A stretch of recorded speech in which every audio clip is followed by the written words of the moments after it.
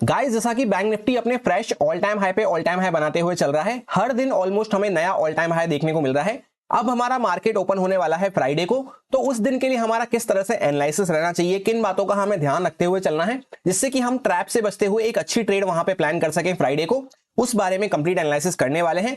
साथ ही साथ फ्यूचर एंड ऑप्शंस का डेटा हमें क्या बोल रहा है, FII, DII, pro traders, retail traders की किस तरह से पोजीशंस बन रखी है फ्राइडे के लिए, उसको भी हम डिटेल में स्टडी करने वाले हैं। तो स्वागत है आपका एक और डेली एनालिसिस वीडियो में। सबसे पहले हम बैंक निफ्टी के चार्ट को डेली टाइम फ्रेम पे चेकआउट करते हैं, तो आपको देखने को मिलेगा इस चैनल पैटर्न के अंदर हम यहाँ पे काफी अच्छे से ट्रेवल करते हुए चल रहे हैं, जहां पे market higher highs higher lows बनाता हुआ हमें नजर आ रहा है। यहाँ पे एक अच्छा कंसोलिडेट करके हमने यहाँ से ब्रेकआउट करना चालू किया था, उसके बाद धीरे धीरे प्राइजेक्शन बनाता हुआ मार्केट हायर साइड पे आ चुका है, जहां पे ये जो ऑल टाइम हाई हमारा लगा हुआ था 48,636 के आसपास, इसके भी ऊपर हमने निकलना चालू कर दिया है। बस सिर्फ यहाँ पे एक बात को अगर आप ध्यान से देखेंगे तो जब हम यहां से निकले तो थोड़ी फास्ट हमें रफ्तार देखने को मिल रही थी, यहां पे आते आते प्राइस मोमेंटम काफी स्लो हो चुका है। ये हमें ये बात शो करता है कि यहां पे एक रेजिस्टेंस हमें देखने को मिल रहा है, जिस वजह से प्राइस यहां पे थोड़ा सा स्लो डाउन हो चुका है। पहले एक फास्ट मोमेंटम हमें देखने को मिल रहा था, प्राइस अच्छा सा ऊपर निकलता हुआ जा रहा था, यहां पे आने के बाद 3-4 दिन से हम ऑलमोस्ट एकदम स्लो हो चुके हैं, जहां पे जिगजैग करता हुआ मार्केट वॉलेटाइल होता हुआ हमें नजर आ रहा है। और यहां पे ये जो वॉलिटिलिटी हमें देखने को मिल रही है, इसको ऑलरेडी हम 3-4 दिन पहले से ही डिस्कस करने लग गए थे कि मार्केट का ये ऐसा एरिया है जहां पे आके मार्केट थोड़ा सा कंजेशन फेस कर सकता है, बायर सेलर्स की फाइट हमें देखने को मिल सकती है, इस वजह से यहां पे आके थोड़ा सा वॉलिटिलिटी हमें देखने को मिल सकती है। तो जब हम यहां पे इस वाली कैंडल के आसपास पहुंचे थे, तभी मैं आपसे ये बात कहने लग गया था कि यहां पे ना हम अग्रेसिव होकर बाय कर सकते हैं, ना हम यहां पे अग्रेसिव होकर सेल कर सकते हैं। ऐसा ही कंप्लीट प्राइस मोमेंटम यहां पे चलता हुआ जा रहा है। इस टाइप से एक चैनल के अंदर में हम यहां पे घूमते हुए धीरे धीरे ऊपर जा रहे हैं, क्योंकि जैसा आप देख सकते हैं यहां पे doji type of candles, spinning top type of candles बनती हुई जा रही है, जहां पे ड्यूरिंग द इंट्राडे मार्केट में बायर्स भी आते हैं, सेलर्स भी आते हैं, दोनों अपनी अपनी साइड से कोशिश करते हुए नजर आ रहे हैं। ऐसा इसलिए है क्योंकि नीचे से हम अच्छा स्ट्रेच लेते हुए तो आ रहे हैं, एक अच्छा स्ट्रेंथ में बने हुए हैं, पर यहां पे इंपॉर्टेंट रेजिस्टेंस के आसपास आके प्राइस थोड़ा सा अपने आप को होल्ड कर रहा है, जो कि आने वाले टाइम के लिए वैसे भी अच्छा हो जाता है मार्केट के लिए। अगर यहीं पे थोड़ा सा मार्केट रुका रहता है, फिर अगर हमें ब्रेकआउट देखने को मिल रहा है, कोई स्ट्रॉन्ग कैंडल के साथ मार्केट ब्रेकआउट कर रहा है, तब यहां से एक फ्रेश रैली हमें देखने को मिल सकती है अपसाइड में। और कोई वीकनेस का साइन तो हमें जब भी देखने को मिलेगा, कोई प्रॉफिट बुकिंग का साइन, जब ये ट्रेंड लाइन जो चलती हुई आ रही है, तीनों कैंडल का लो ऊपर की साइड पे शिफ्ट होता हुआ नजर आया है, इसके नीचे हम कुछ यहाँ पे क्रॉस करना चालू करते हैं, या लोअर टाइम फ्रेम पे इस टाइप का प्राइजेक्शन बनना चालू होता है। सो एक लाइन में सिंपल रखेंगे ब्रॉड माइंडसेट को कि मार्केट ने 49,000 के आसपास एग्जैक्टली यहां पे रेजिस्टेंस लिया है। अगर वापस से फ्राइडे को मार्केट इसके ऊपर जाना चालू करता है, तो हमारा पॉजिटिव माइंडसेट रह सकता है, जहां पे अपसाइड का एक अच्छा ट्रेड हम प्लान करते हुए चल सकते हैं, छोटा सा स्टॉप लॉस डाल के। और सेलिंग के लिए हम जब भी प्लान कर सकते हैं जब मार्केट एटलीस्ट 48,666 के नीचे कुछ जाना चालू करता है, ये हमारा इंपॉर्टेंट सपोर्ट का जोन रहेगा। यहां पे 600 से लेकर 666 के आसपास एक इंपॉर्टेंट जोन हमें देखने को मिल रहा है, क्योंकि ये पहले वाली कैंडल ने यहाँ पे हाई लगाया, इस कैंडल ने यहाँ पे क्लोजिंग करी, और ये वाली कैंडल का लो भी हमें इस लेवल के आसपास ही देखने को मिल रहा है। तो ये 600 से लेकर 666 के आसपास एक इंपॉर्टेंट हमें जोन देखने को मिल रहा है। इसके नीचे जब प्राइस ब्रेकडाउन करना चालू करेगा, तब हमें थोड़ा सा और प्रॉफिट बुकिंग देखने को मिल सकती है। कैंडल के बीच में अगर हम बने रहते हैं, तो यहाँ पे हमें छोटी मोटी स्कैल्पिंग करते हुए चलना है, क्योंकि वैसे भी रेजिस्टेंस के आसपास हम खड़े हुए हैं और नीचे से एक अच्छा खासा मूव करते हुए आए हैं, तो यहाँ पे बीच में हमें कुछ भी अग्रेसिव होकर प्लान नहीं करना है। यहाँ पे बायर सेलर्स की फाइट लगी रहेगी बीच में। अब 1 आवर टाइम फ्रेम पे हम आ चुके हैं। यहां पे आपको देखने को मिलेगा कि दो ट्रेंड लाइन हमारी चलती हुई आ रही है। एक यहाँ पे माइनर ट्रेंड लाइन है, इसके आसपास भी प्राइस अच्छा खासा सपोर्ट लेता हुआ चल रहा है, और यहाँ पे एक मेजर ट्रेंड लाइन है हमारी, जिसके आसपास प्राइस ने ऑलरेडी पहले 3-4 बार सपोर्ट ले लिया है। सो फ्राइडे को इसके नीचे अगर कुछ ब्रेकडाउन होना चालू होता है, तो यहाँ पे थोड़ा सा प्रॉफिट बुकिंग हमें और देखने को मिल सकती है, जहां पे इंपॉर्टेंट लेवल जो हमने डिस्कस करा, ये पूरा जोन हमारा इंपॉर्टेंट रहेगा 600 से लेकर 650 660 के आसपास। यहां पे आप देख सकते हैं पहले भी मार्केट फंसा था, इसी के आसपास हम सपोर्ट लेके अभी भी खड़े हुए हैं, और इसी के ऊपर हम यहां पे निकलना चालू करे हैं। तो ये अब उतना इंपॉर्टेंट सपोर्ट नहीं हो जाता है। प्राइस अगर नीचे आना चालू करता है और इसके नीचे कुछ प्राइजेक्शन बनता है, तो हम यहां तक भी जा सकते हैं, जहां पे नेक्स्ट सपोर्ट फिर हमारा इस जोन के आसपास आने वाला है। और इसी के साथ यहाँ पे आपको एक चीज और देखने को मिलेगी, यहाँ पे काइंड ऑफ ब्रेकआउट फेलियर सा होता हुआ नजर आ रहा है। यहाँ पे अच्छा खासा हम रेजिस्टेंस ले रहे थे इस लेवल के आसपास, 49,000 के आसपास। उसके बाद मार्केट में एक सेलिंग हमें देखने को मिली। अगले दिन वापस से मार्केट गैप अप खुला, इसके आसपास कंटिन्यू रेजिस्टेंस लेता रहा, 1 2 3 4 5 घंटे तक हम कंटिन्यू यहाँ पे रेजिस्टेंस लेते रहे। फिर एक स्ट्रॉन्ग कैंडल ने यहाँ पे इसके ऊपर ब्रेकआउट करने की कोशिश करी, और उसमें भी हमें ऊपर की साइड पे विक देखने को मिल रही है। इतनी स्ट्रॉन्ग क्लोजिंग यहाँ पे नहीं हो पाई, और नेक्स्ट कैंडल ने पूरा उसको वापस से कवर करना चालू कर दिया है। ऑलमोस्ट उसका 90% पार्ट यहाँ पे कवर कर लिया है। तो ये इस तरह से यहाँ पे काइंड ऑफ ब्रेकआउट फेलियर हमें देखने को मिल रहा है। अगर नेक्स्ट डे पे वापस से गैप अप हमें देखने को नहीं मिलता है इस लेवल के ऊपर, तो यहां से अगर नीचे निकलना चालू करता है प्राइस, तो इस जोन के नीचे आते आते यहाँ पे थोड़ा सा प्राइस सेलिंग के साइड पे जा सकता है। गैप अप खुल जाएगा या वापस से 49,000 वगैरह को क्रॉस करना चालू करेगा, तभी हमें बाइंग के बारे में सोचना है। अदरवाइज यहां से ये पूरा एक काइंड ऑफ ब्रेकआउट फेलियर सा होता हुआ नजर आ रहा है। अगर गैप अप खुल जाएगा या वापस खुलते से ही फर्स्ट टिक के साथ ऊपर निकलना चालू कर देगा, तब तो इस लेवल के ऊपर हम वापस से आ चुके होंगे। अब इससे पहले कि 15 मिनट टाइम फ्रेम पे हम एग्जैक्ट इंट्राडे कंडीशंस को डिस्कस करें, एक नजर डाल लेते हैं फ्यूचर एंड ऑप्शंस के डेटा पे।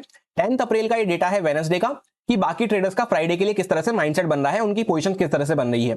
रिटेलर्स यहाँ पे ऑलमोस्ट मिक्स माइंडसेट से हमें देखने को मिल रहे हैं, जितने बियरिश हैं उतने ही ऑलमोस्ट यहाँ पे बुलिश के आसपास हमें देखने को मिल रहे हैं। डीआईआई यहाँ पे वॉल्यूम से एकदम कम है, पर कंप्लीटली बियरिश माइंडसेट से हमें देखने को मिल रहे हैं। एफआईआई की तरफ से भी यहाँ पे मिक्स माइंडसेट है और प्रो ट्रेडर्स की तरफ से भी यहाँ पे कंप्लीट मिक्स माइंडसेट हमें देखने को मिल रहा है। जितनी यहाँ पे कॉल बाइंग होती हुई नजर आई है, उसी के आसपास लेवल की पुट बाइंग और फ्यूचर सेल होते हुए नजर आए हैं।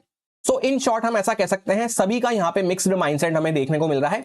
अब या तो ये इस वजह से हो सकता है कि हमारे सामने हॉलीडे आ रही थी, तो हॉलीडे की वजह से काफी सारे लोग अननेसेसरी रिस्क लेके जाना पसंद नहीं करते हैं, तो कुछ लोग हेज करते हुए या मिक्स माइंडसेट रखते हुए जाना पसंद करते हैं। दूसरा, जैसा हमने प्राइस एक्शन को चेकआउट करा, अभी हम ऐसे लेवल के आसपास खड़े हुए हैं जहां पे अच्छा स्ट्रेंथ के साथ हम मूव करते हुए तो आए हैं, पर इंपॉर्टेंट रेजिस्टेंस हमारे सामने आ रहा है। उस वजह से यहाँ पे बायर सेलर्स दोनों वैसे भी कंफ्यूज बने हुए नजर आ रहे हैं, तो उस वजह से भी ये हो सकता है कि मिक्स माइंडसेट हमें देखने को मिल रहा हो। और जैसा कि आपको पता है, ये सारी पोजीशन ही चार्ट को देखते हुए, प्राइस को देखते हुए बनाई जाती है, तो उसको अंडरस्टैंड करना मेन हमारे लिए इंपॉर्टेंट हो जाता है। अब 15 मिनट टाइम फ्रेम पे हम आ चुके हैं एग्जैक्ट इंट्राडे कंडीशंस को डिस्कस करने के लिए। सबसे पहले ये कुछ लेवल्स वगैरह को हम डिस्कस करते हुए आ रहे हैं, और इन ट्रेंड लाइंस को हमने अभी भी डिस्कस करा है कि यहाँ पे ये अपर साइड से एक इंपॉर्टेंट रेजिस्टेंस की ट्रेंड लाइन चलती हुई आ रही है, जो चैनल बनता हुआ आ रहा है वन डे टाइम फ्रेम पे। और ये जो दो ट्रेंड लाइन हमने डिस्कस करी है, ये 1 आवर टाइम फ्रेम की हमें देखने को मिल रही है। एक बार मैं आपको इस तरह से जूम आउट करके दिखा देता हूं, जिससे आपको क्लियरली समझ में आ जाएगा।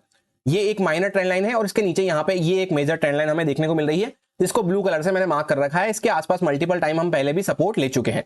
वेडनेसडे को हमें एक्सपायरी देखने को मिल रही थी। एक्सपायरी प्लान हमने सिंपल रखा था एकदम, कि मार्केट अगर वापस से गैप अप खुल जाता है तो इस पूरे स्विंग के बीच में हम खुल रहे होंगे, जहां पे ना यहाँ पे अग्रेसिव होकर हम बाय कर सकते हैं, ना ही अग्रेसिव होकर सेल कर सकते हैं। ये ऑप्शन सेलर्स के लिए ज्यादा बेनिफिशियल हो जाता है, जहां पे ऊपर से कॉल सेलिंग स्टार्ट हो जाती है, नीचे से पुट सेलिंग स्टार्ट हो जाती है, और बीच में मार्केट यहाँ पे टाइम पास करता हुआ रह जाता है।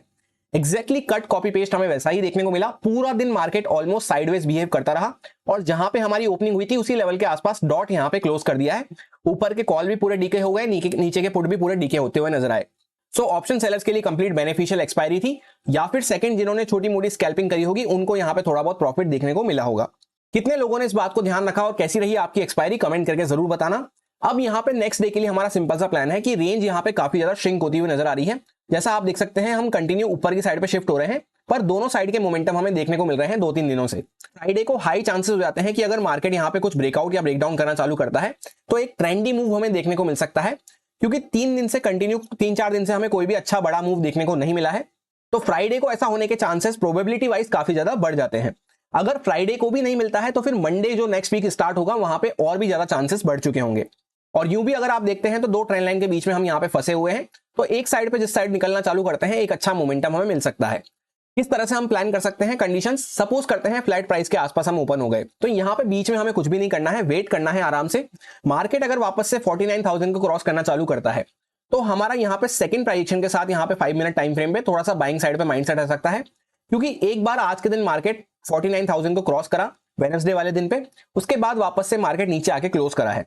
तो अगर दोबारा से अगर क्रॉस कर रहा है, तो हो सकता है एक अच्छा मोमेंटम हमें देखने को मिल जाए, क्योंकि कुछ लोगों को मार्केट यहाँ पे ब्रेकआउट करके ऑलरेडी ट्रैप कर चुका है। अगर वापस से अगर गलती से क्रॉस करता है, तो फिर हमें बाइंग साइड पे ही माइंडसेट रखते हुए काम करना होगा। वहीं पे सपोज करते हैं फ्लैट प्राइस हल्का फुल्का ऊपर नीचे इसी जोन के आसपास खुल के मार्केट नीचे निकलना चालू करता है और इस लेवल को कहीं पे ब्रेकडाउन करना चालू करता है, तो इसके नीचे ये सारे जो बायर्स यहाँ पे बाय करके बैठे हैं, इस कंसोलिडेशन में बाय करा है और ये मोमेंटम निकला, इसमें बाय करना चालू करा है, इन सबकी पोजीशंस यहाँ पे खतरे में आ चुकी होगी। तो इसके नीचे यहाँ पे एक सेलिंग का प्रेशर हमें देखने को मिल सकता है, यानी कोई वीकनेस वाली सेलिंग हमें देखने को नहीं मिलेगी, पर ये जो यहाँ पे बाय करके बैठे हैं, इन्हीं की तरफ से थोड़ा बहुत प्रॉफिट बुकिंग हमें देखने को मिल सकती है। और वैसे भी फिर ये ट्रेंड लाइन यहाँ पे ब्रेकडाउन होती हुई नजर आएगी, तो पहले जो मोमेंटम निकलता है उसको हम या तो 50% क्वांटिटी से प्लान कर सकते हैं, क्योंकि अगेंस्ट द ट्रेंड हम चल रहे हैं और अच्छे से ट्रेल करते हुए। उसके बाद एक बार निकलने के बाद जब इस टाइप का कुछ प्राइजेक्शन बनना चालू हो, या इस टाइप का यहाँ पे थोड़ा रुक के मार्केट वापस से ब्रेकडाउन करना चालू करे, तब हम वहां पे और क्वांटिटीज ऐड कर सकते हैं, या फिर बड़े टारगेट्स के लिए हम प्लान कर सकते हैं। इस तरह से हमारा सेलिंग साइड पे प्रॉफिट बुकिंग के लिए माइंडसेट रह सकता है। और जैसा हमने देखा कि 500 से 600 के आसपास मार्केट मल्टीपल टाइम यहाँ पे टेस्ट कर चुका है, तो इसके आसपास आके यहाँ पे हमें अच्छे से ट्रेल करके रखना है, पर यहाँ पे प्रॉफिट बुक नहीं करना है, जल्दबाजी नहीं करनी है प्रॉफिट बुक करने में, क्योंकि मार्केट एक अच्छा खासा स्ट्रेच ले चुका है अपसाइड पे। कोई छोटी मोटी प्रॉफिट बुकिंग भी आती है तो अच्छे खासे 200-300 पॉइंट तो हमें आराम से मिल सकते हैं। उस माइंडसेट को रखते हुए उस अकॉर्डिंग हमें पोजीशन बनानी है, पोजीशन ट्रेल करते हुए चलनी है, क्योंकि ऐसा होने के हाई चांसेस हो जाते हैं कि मार्केट यहाँ पे मल्टीपल टाइम पहले फंस चुका है, सपोर्ट ले चुका है, तो इसके आसपास अगर आके वापस से ब्रेकडाउन करता है तो इस ट्रेंड लाइन के आसपास तक या इसके भी नीचे अगर हम जाना चालू करते हैं तो इस जोन के आसपास तक हम पहुंच सकते हैं। तो उस पूरे राइड को एंजॉय करने के लिए हमें या तो क्वांटिटी को कम रखते हुए अच्छे से मैनेज करने की जरूरत है अपने इमोशंस को, या फिर प्रॉपर्ली ट्रेल करते हुए चलने की जरूरत है। डायरेक्टली अगर मार्केट गैप अप खुल जाता है तो जैसा हमने डिस्कस करा कि 49,000 के आसपास कंटिन्यू हम रेजिस्टेंस फेस कर रहे थे, ब्रेकआउट करके वापस से मार्केट नीचे आता हुआ नजर आया है, तो गैप अप खुलते ही वापस से इस लेवल के ऊपर हम खुल रहे होंगे। तो यहाँ पे अगर मार्केट इसी के ऊपर सस्टेन करता है 5-7 मिनट रुक के और वापस से ऊपर की साइड पे निकलना चालू करता है, तो छोटा सा स्टॉप लॉस डाल के हम बाइंग साइड पे ही प्लान रख सकते हैं। और जैसा आपको देखने को मिलेगा, एक दिन पहले मार्केट गैप अप खुल के पहले फर्स्ट टेक नीचे की साइड पे लगाया, उसके बाद पूरा साइडवेज बिहेव करता हुआ नजर आया है, तो ऐसा प्रोबेबिलिटी रिपीट होने के चांसेस काफी कम हो जाते हैं। तो अगर मार्केट गैप अप खुल रहा है तो हो सकता है एक मोमेंटम अच्छा हमें देखने को मिल जाए मॉर्निंग में, तो उसको हम सेकंड पोजीशन पे यहाँ पे इस तरह से प्लान कर सकते हैं। जैसे गैप अप खुलते ही इमीडिएटली मार्केट नीचे निकलना चालू कर रहा है, तो फिर यहाँ पे सेकंड पोजीशन पे हम इस तरह से सेल प्लान कर सकते हैं, जहां पे ये सारे बायर्स को फिर यहाँ पे तकलीफ बढ़ना चालू हो जाएगी। और डायरेक्टली अगर मार्केट गैप डाउन खुल जाता है तो ये सबसे इंटरेस्टिंग केस रहेगा। जैसे मार्केट बार बार बैक टू बैक यहाँ पे गैप अप खुलता हुआ हमें हर दिन नजर आ रहा था, तो गैप डाउन खुलते ही ये सारे बायर्स यहाँ पे पैनिक करना चालू कर सकते हैं और ये ट्रेंड लाइन के नीचे भी हम खुल रहे होंगे। तो यहां से अगर कुछ प्राइस एक्शन बनना चालू होता है, इस तरह से ये लेवल वगैरह भी ब्रेकडाउन होना चालू होता है, तो इसके नीचे हमारा सेल साइड पे ही माइंडसेट रह सकता है। ये सारे कुछ इंपॉर्टेंट लेवल्स होने वाले हैं जिन पे मैं ट्रेडिंग करते टाइम फोकस रखूंगा। यहाँ पे 49,000 के साइकोलॉजिकल लेवल के आसपास अभी हम खड़े हुए हैं। 48,810 के आसपास एक लेवल हमें देखने को मिल रहा है, जो पहले हमारा रेजिस्टेंस बना हुआ था, फिर सपोर्ट बना हुआ था, फिर वापस से अभी हम इसी पे सपोर्ट लेके खड़े हुए हैं। इसके नीचे अगर निकलते हैं तो 500 का साइकोलॉजिकल लेवल निकल के आएगा। उसके बाद यहाँ पे 200 से लेकर 300 के जोन में हमें एक इंपॉर्टेंट जोन देखने को मिलेगा, जो पहले हमारा रेजिस्टेंस था, इसी के आसपास हम कंसोलिडेशन फेस करके ब्रेकआउट करना चालू किए थे। अपर साइड पे रेजिस्टेंस की अगर बात करते हैं तो 49,200 के आसपास एक रेजिस्टेंस है, उसके ऊपर 49,415 के आसपास एक रेजिस्टेंस हो सकता है, उसके ऊपर 49,608 के आसपास एक रेजिस्टेंस हो सकता है। और जैसा कि फ्राइडे को सेंसेक्स की एक्सपायरी होने वाली है, उसका एनालिसिस और साथ ही साथ निफ्टी 50 का एनालिसिस कल अपलोड कर दिया गया था। अगर आपने चेकआउट नहीं किया है तो कर सकते हैं। यही मेरा सिंपल सा एनालिसिस बन रहा था बैंक निफ्टी के लिए, जो आपके साथ प्योरली एजुकेशन एक्सपीरियंस पर्पस से शेयर किया गया है, सारे लॉजिक्स एंड रीजंस को एक्सप्लेन करते हुए। अब अगर आपको अच्छा लगा हो, समझ में आया हो, तो आप इसको यूज में ले सकते हैं अपने रिस्क पे, अपने प्रॉपर रिस्क मैनेजमेंट को फॉलो करते हुए, अच्छे से स्टॉप लॉसेस वगैरह को फॉलो करते हुए। Happy Friday, thank you.